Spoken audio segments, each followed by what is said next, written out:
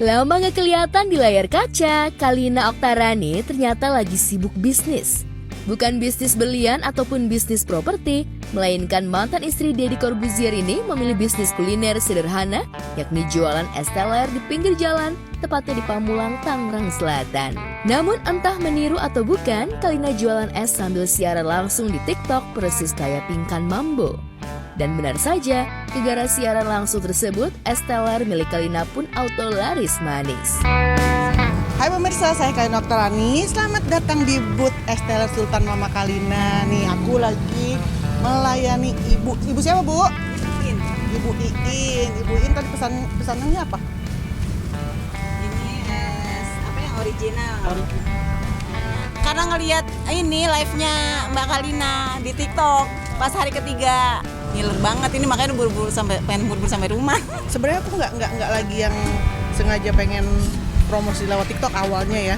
Jadi aku tuh lagi live waktu itu hujan.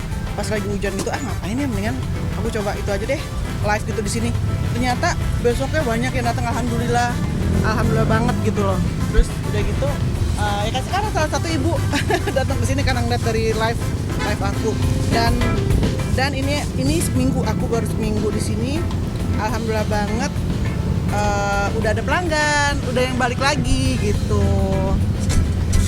Udah ada yang datang lagi ke sini. Jadi ya bersyukur banget ya.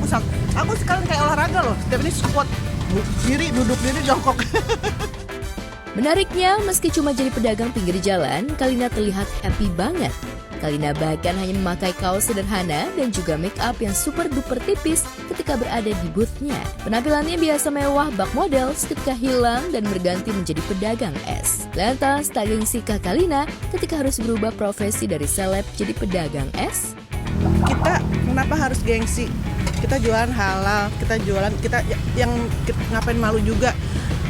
Cara aku nggak minta ke orang, nggak menadahkan tangan ke orang. Jadi nggak perlu ada kata malu, nggak perlu ada kata gengsi. Selama itu kita berjualan bisa menghasilkan segala sesuatu yang halal. Jadi buat aku jualan ini nggak ada masalah. Insya Allah rencananya sih mudah-mudahan, Bismillah ya Allah, di tahun depan kita bisa buka cabang lagi tempat lain kayak gitu.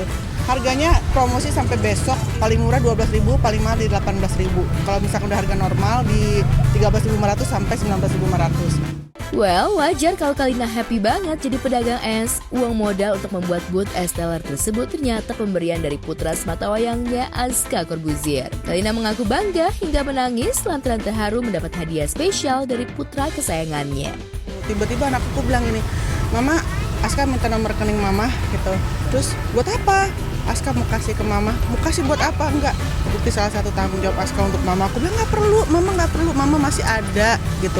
Dia sebenarnya pengen ngasih aja buat jajan mamahnya mungkin ya gitu. Terus aku pikir gini, sebagai seorang ibu ya nggak usah dikasih uang. Anak inget sama ibunya udah bersyukur banget ya.